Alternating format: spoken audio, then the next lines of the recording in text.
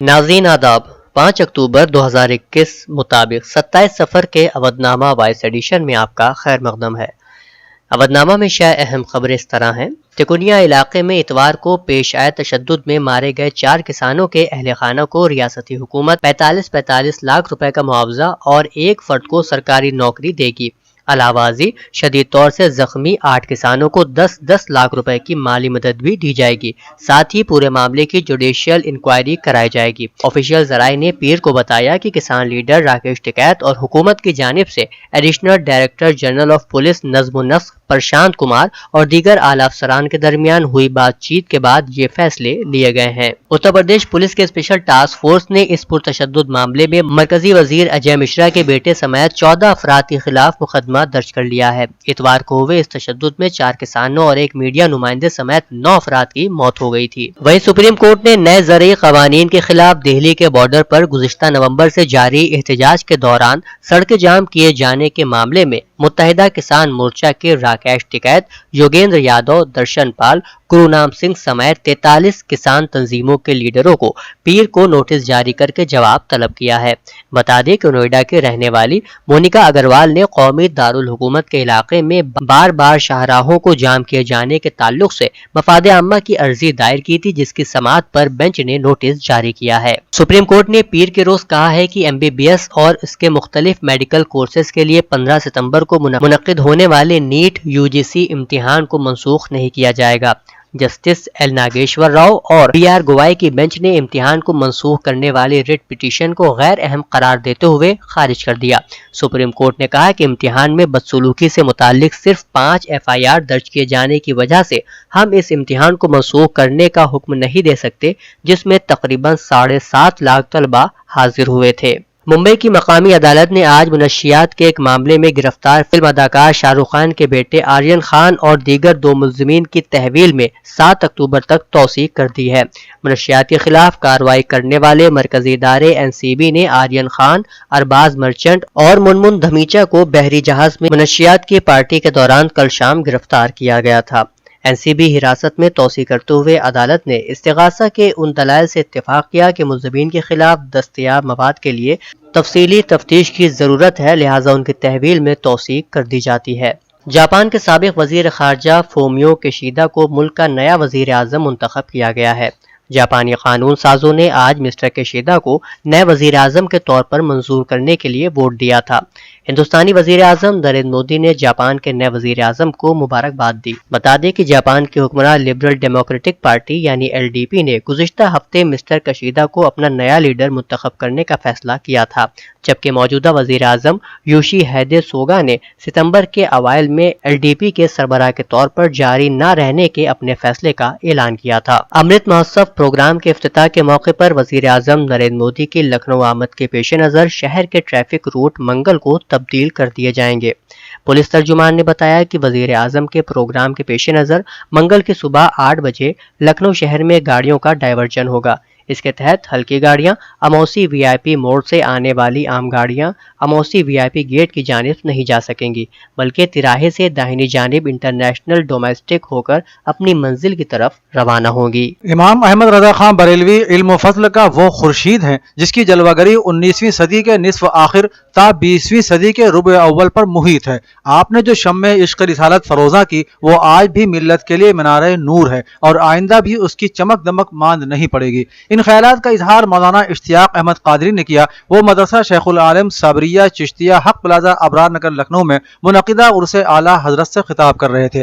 مولانا اجمل حسین صابری نے کہا کہ امام احمد رضا کی شخصیت میں بیک وقت کئی سائنسداں گم تھے۔ آپ ایک طرف زبردست فقیہ و محدث تھے تو دوسری طرف بہترین سائنسداں بھی تھے۔ پروگرام کی صدارت انجینئر محبوب عالم صدیقی بانی ادارہ نے کی اور نظامت کے فرائض مولانا محمد نقی چشتی نے انجام دیے۔ بھارتیہ جنتا پارٹی کے رکن پارلیمنٹ ورون گاندھی نے اتر پردیش کے لکھیم پور کھیری میں تشدد کے حوالے سے وزیر اعلیٰ یوگی آدتیہ ناتھ کو ایک خط لکھا ہے اور مرکزی تفتیشی بیورو سے اس سانحے کی تفتیش اور متاثرین کے خاندانوں کے لیے 1 کروڑ روپے کے معاوضے کا مطالبہ کیا ہے۔ پیر کو ورون گاندھی نے تشدد میں مارے گئے کسانوں کو خراج عقیدت پیش کرتے ہوئے انہیں شہید قرار دیا۔ ورون گاندھی نے کہا کہ لکھیم پور کھیری میں احتجاج کرنے والے کسانوں کو کچلنے کا واقعہ دل دہلا دینے والا ہے۔ اس واقعے سے ایک دن پہلے ملک نے عدم تشدد کے پجاری مہاتما گاندھی کی سالگرہ منائی تھی۔ وہ واقعہ واقعہ جس میں انداتاؤں کو قتل کیا گیا ناقابل معافی ہے۔ انہوں نے اپنے خط میں لکھا کہ ناراض کسان بھائی ہمارے اپنے شہری ہیں، ہمیں ان کے ساتھ تحمل سے پیش آنا چاہیے۔ شاہان اودھ کے وارثان و مومنین نے بڑے امام باڑے میں واقع آصفی مسجد سے ماتم کرتے ہوئے امام باڑے کے حال میں ماتم مجلس کر کے احتجاج درج کیا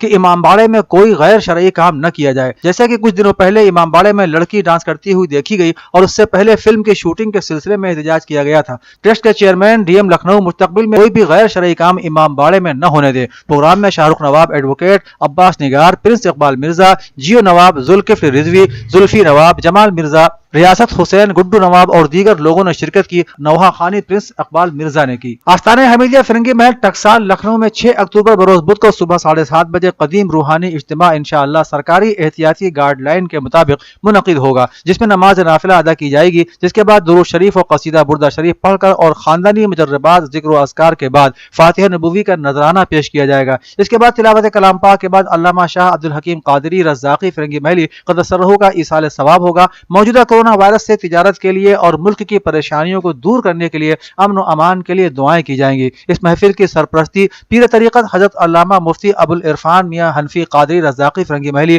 بدستور قدیم فرمائیں گے اور ان کے نائب مولانا عفان عتیق قادری فرنگی محلی مراسم کی ادائیگی فرمائیں گے۔ بزم راہی کے زیر اہتمام ایک مشاعرہ بعنوان جشن موعید رہبر رفعت شیدا کی صدارت میں منعقد ہوا۔ نظامت کے فرائض طارق سخا لکھنوی نے انجام دیے۔ فہیم لالا پوری نے تلاوت کلام ربانی سے پروگرام کا آغاز کیا۔ مہمان نظیر وقار کی حیثیت سے ڈاکٹر مخمور کاکوروی نے شرکت کی۔ رفعت شیدا صدیقی نے اپنے خطاب میں کہا کہ موعید رہبر اپنے عہد کے نوجوان شعراء میں بڑے ہی باصلاحیت ہیں اور زود گوئی ان کا خاصہ ہے، لیکن زود گوئی کے ساتھ ساتھ ان کے اشعار میں شعریت کا بھی التزام دکھائی دیتا ہے۔ ڈاکٹر مخمور کاکوروی نے اپنے خیالات کا اظہار کرتے ہوئے کہا کہ موعید رہبر کی شاعری کے گزشتہ 2 سال قابل رشک ہیں اور یہ ان کی اپنی محنت اور صلاحیت کا نتیجہ ہے۔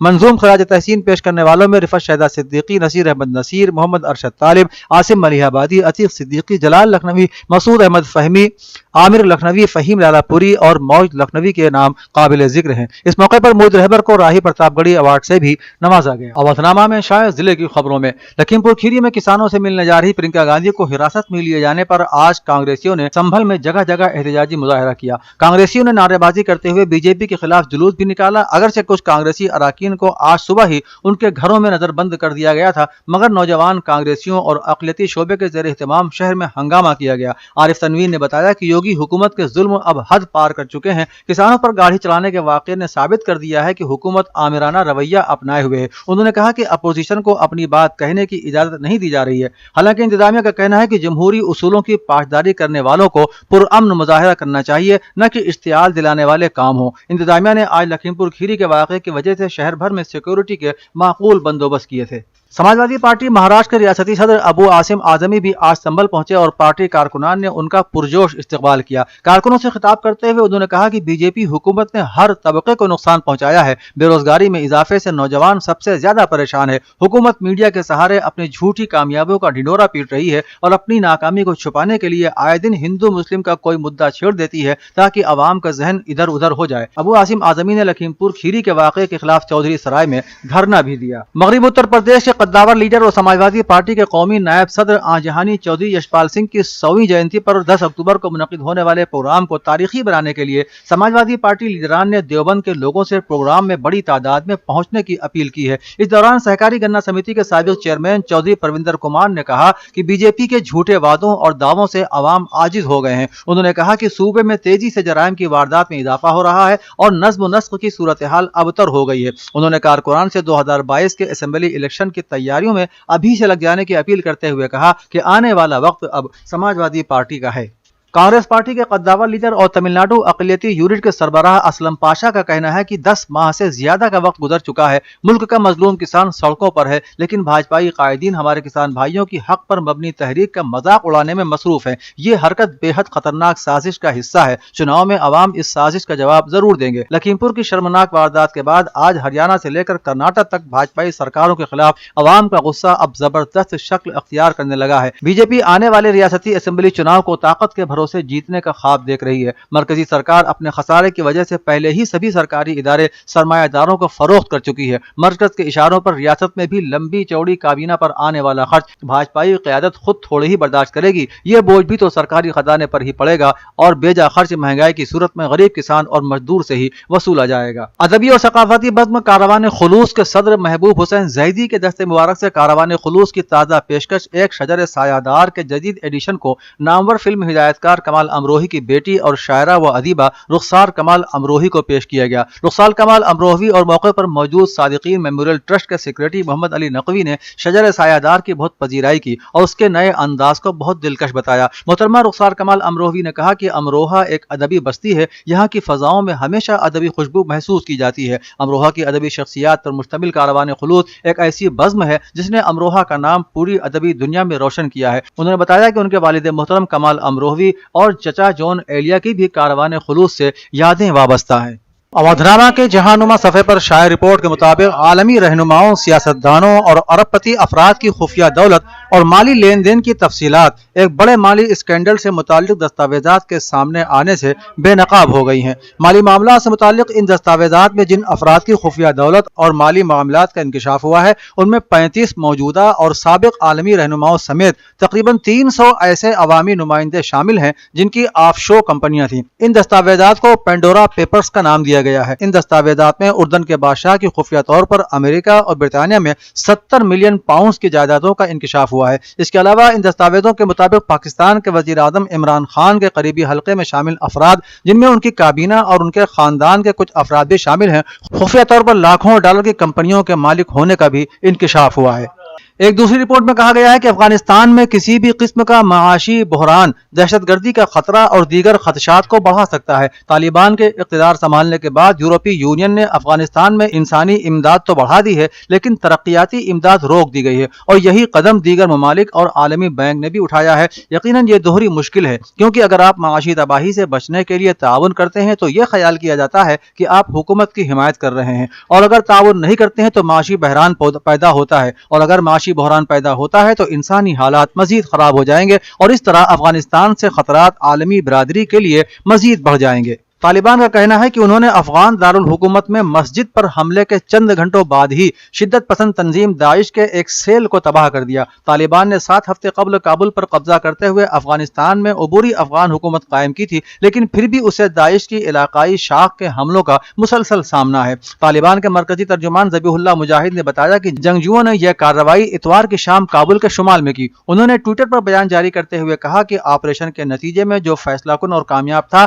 داعش کا مرکز مکمل طور پر تباہ ہو گیا اور اس میں موجود داعش کے تمام ارکان ہلاک ہو گئے ہیں۔ سویڈن کے کارٹونسٹ لارس ویلکس جنہوں نے پیغمبر اسلام کا خاکہ بنایا تھا، ایک سڑک حادثے میں ان کی موت ہو گئی۔ واشنگٹن ٹائمز نے یہ رپورٹ سویڈش میڈیا کے حوالے سے دی ہے۔ ویلکس کی عمر 75 سال تھی۔ یہ حادثہ اتوار کو جنوبی سویڈن کے قصبے مارکریٹ کے قریب اس وقت پیش آیا جب وہ پولیس کی سیکورٹی میں کہیں جا رہا تھا۔ سویڈش پولیس نے حادثے کی اطلاع دی ہے لیکن کسی کا نام جاری نہیں کیا۔ پولیس نے کہا کہ اتوار کے سپہر مارکریٹ کے باہر E4 پر ایک کار اور ٹرک میں ٹکر ہوئی اور اس حادثے میں 3 افراد ہلاک ہو گئے۔ پولیس کے مطابق ابھی یہ معلوم نہیں ہو سکا کہ حادثہ کیسے ہوا، معاملے کی تحقیقات کی جا رہی ہے۔ خیال ہے کہ 2007 میں پیغمبر اسلام کا اسکیچ بنانے کے بعد مسلمانوں کی ناراضگی کی وجہ سے ویلکس کو پولیس سیکورٹی فراہم کی گئی تھی۔ افغانستان کو موسم سرما میں بجلی کی لوڈ شیڈنگ کا سامنا کرنا پڑ سکتا ہے۔ رپورٹ کے مطابق افغانستان میں گزشتہ 2 ہفتوں سے طالبان حکومت قائم ہے اور وسط ایشیائی بجلی سپلائرز کو ادائیگی نہیں کی گئی ہے اور نہ ہی صارفین سے پیسے وصول کرنا شروع کیے گئے ہیں۔ اس طرح بجلی کی لوڈ شیڈنگ کے اثرات ملک بھر میں پڑیں گے۔